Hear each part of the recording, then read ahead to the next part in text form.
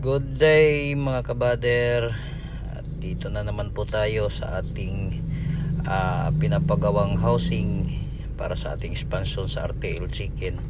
So since natapos na po namin mga kabader yung paggawa ng cages, so makikita nyo sa previous na upload ko, doon ko ipinakita paano gawin po yung pag-install ng cage. So ngayon naman mga kabader, yung isi-share ko po sa inyo is yung install naman ng drinker. So ayan po, kasi yung nabili ko po na PVC is bali yung sukat po dyan is 3/4 yung sukat. So since na 10 feet lang po yung nabili natin, so kailangan natin siya dugtungan.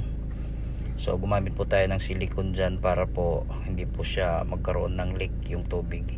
So after na madugtungan natin, so pinantay natin din, ginawan natin po ng marker. So sa marker na po na ginagawa ko ay yan po yung bubutasan natin para po sa dadaanan ng tubig at saka sa lalagyan po natin ng nipple. So after marker, so binarinahan ko na siya po. Yung ginamit ko munang barina is yung maliit muna, kasi kung malaki kaagad yung gamitin nyo, yung tendency dyan mga kabader is mag-i-slide siya, so hindi magiging maganda yung resulta. So at least meron na po siya, kung maliit muna, at least meron na po siya butas na maliit na, yun na lang yung susundin nyo. So after natin siya mabutasan lahat, doon na natin sisimulan na maglagay po ng nipple drinker. So ipapakita ko po sa inyo paano natin siya ilagay yung nipple drinker. Madali lang naman to mga kabader, kung alam ko naman kayang-kaya nyo to kung magpaplano po kayo na magkaroon ng sariling RTL at kayo na din yung mag-i-install. Alam ko naman na kayang-kaya nyo to. Sundan nyo lang to yung ginagawa ko at magiging madali yung gawain nyo.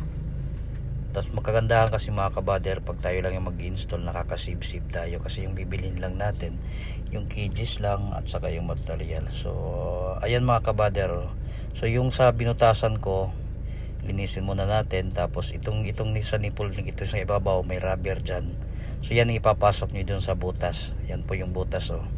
So yan po yung ipapasok natin doon na yan.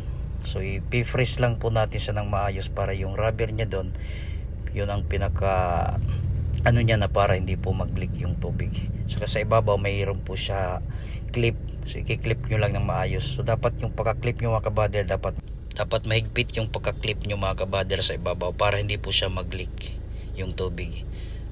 So sana po mga kabader ay may natutunan ulit kayo sa ating tutorial sa pag-install ng cages para sa ating RTL. So maraming salamat po, bye bye.